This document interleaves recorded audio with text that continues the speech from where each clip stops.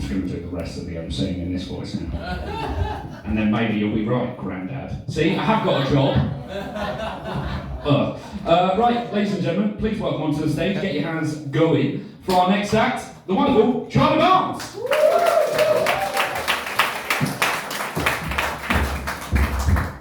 Hello, you doing alright? Yes. That's good.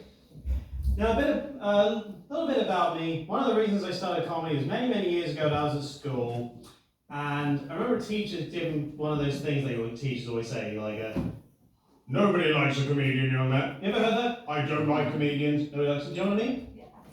Because as we all know, geography teachers get all the pussy. Now, I'm the sort of comedian who likes to make people laugh and groan. It's a concept I have as both a comedian and a gigolo. And I hear it's someone's birthday today. Now, Bar's great, isn't it? So on my way here, a fella on a bicycle tried to sell me drugs. I haven't got to the punchline yet, steady on. He was peddling. I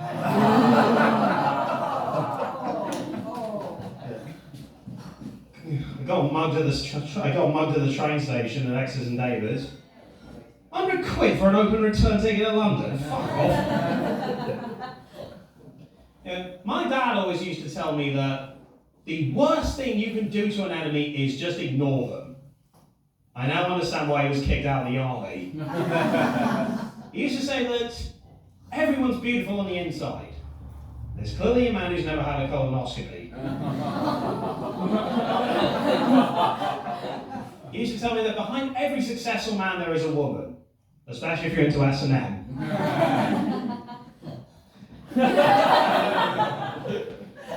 He used to tell me about, he said, should share and share alike.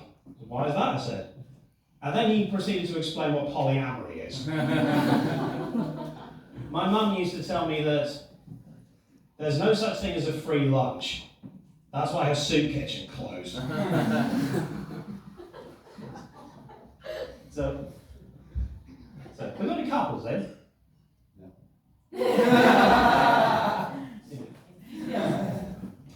Wow, people are loving this room, don't you? So I think personality is what counts in a relationship. That is what strengthens it, lasts it, makes it last throughout the years. Well, my girlfriend's schizophrenic, so I'm spoiled for choice. I got 2 sets of feedback from that joke. One really loved it, and one didn't like it.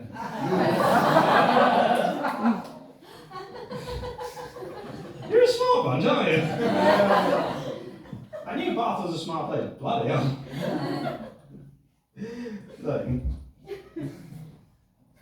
Where was I? Oh yeah. So I had an argument with my girlfriend. We had a disagreement on what gaslighting means. I managed to convince her she was wrong.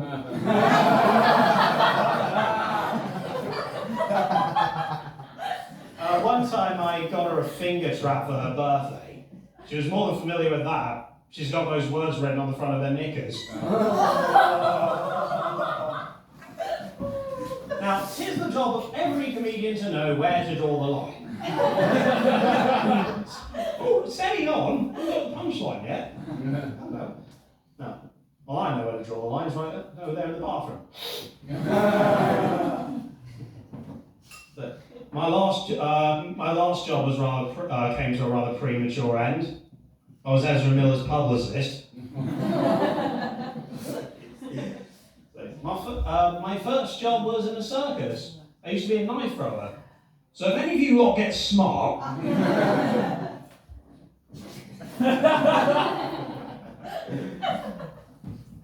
so took advantage of my freedom. I took a trip to Blackpool Pleasure Beach. I won a goldfish and a coconut, or as the Tories call it, school lunch. I took a trip to Dublin. I was walking through the town square. A building exploded. There's fire, debris, people rushing about. I asked the local, oh God, was this the IRA? Oh, don't worry, Paul. Just a gender reveal party.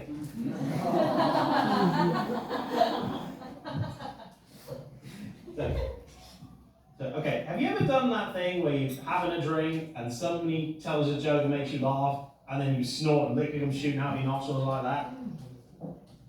Free advice, never ever tell a joke whilst in the middle of oral sex. And that's how they make you mother.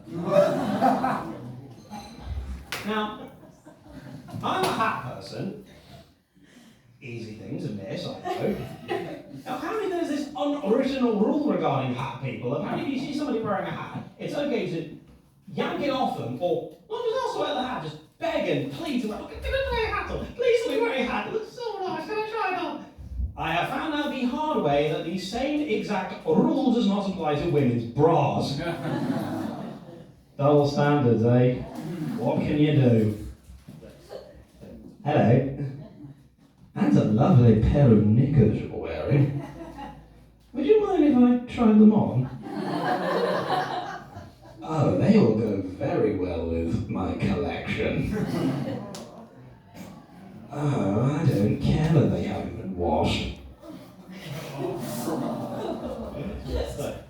we've got people wearing glasses.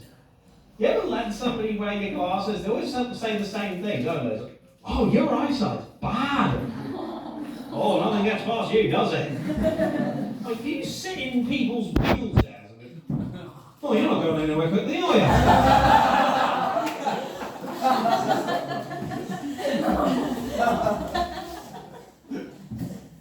There are some sayings I find quite annoying, like here in the news. The star was accused of indecent assault. As opposed to what? Decent assault? Excuse me? I'm so sorry. Look, when Carl was introducing her, I am Steve, this is Claire, my partner in crime. Like, partner in crime? You're not Bonnie and Clyde, you're going on a night out in fucking Scunthorpe. Or we're having a conversation with somebody that, well, needless to say, and then they resume talking. Well, if it's needless to say, why are you fucking saying it then? What do I think about this? Well, needless to say.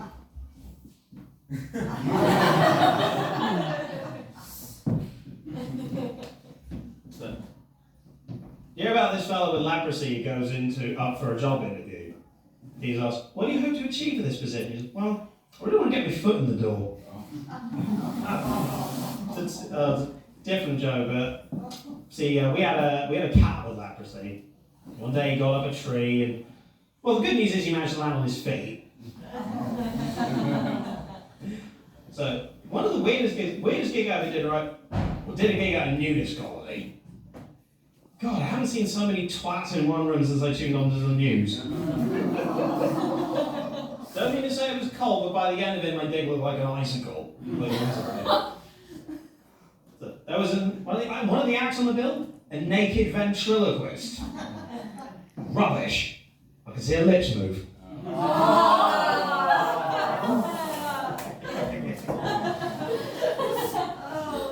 You do meet some interesting people in this game. Like one person I actually ran into Pretty Patel's gynecologist. And he told me the first time he looked up there, he shouted out, fuck me, there is just no end to this cunt.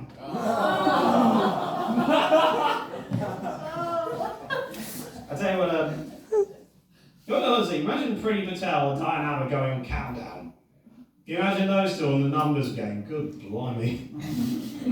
Also, that name sounds like a rejected Bongo name, doesn't it? Hi, I'm Pretty. Well, of course you are. Pretty Patel. I must be dreaming.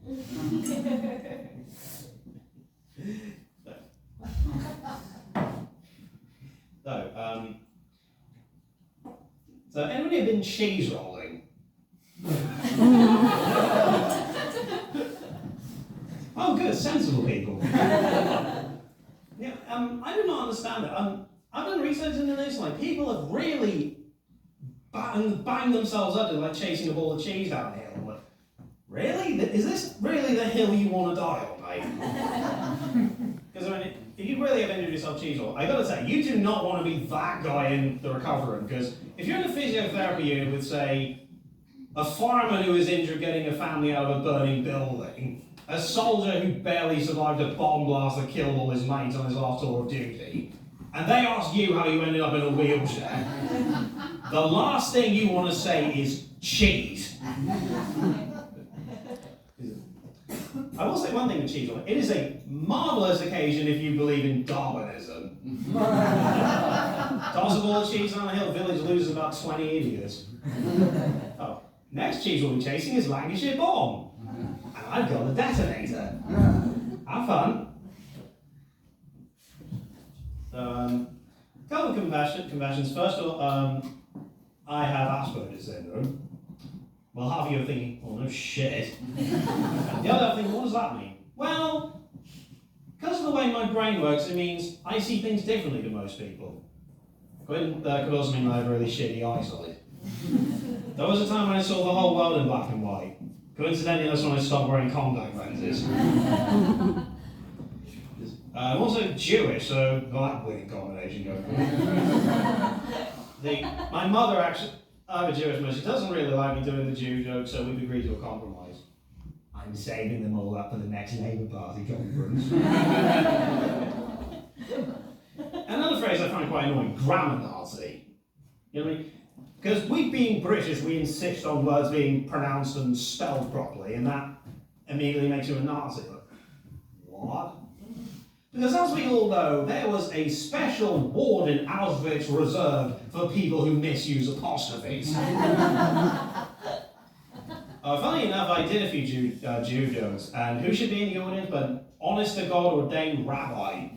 And he really gives me an earful. He says how I was perpetuating ruinous, ugly stereotypes about the Jewish people. And I spent time listening to this fella, and wow, it was great. And being in his company. Moan, moan, moan. Never pay for his drinks. Swine. Did you know that there are some people in parts of the world who are so dedicated to social causes that they protest by setting themselves on fire? Hey, that's a strategy for Piers Corbyn. So a while ago, I was in a pub. It's just a shame that my comedy nights seem to end the same way as my romantic engagements. I've got to go, I'll be 10 minutes almost up. So, I was thinking about how comedy used to be done. You know, the great Bob Hope, when he performed on stage, he had a golf club with him. That was a prop, it's trademark. Coincidentally, that is why nobody ever heckled him or invaded any of his sets. I would like to leave you with some great words of wisdom as given. People who live in glass houses should change estate agents. Thank you very much.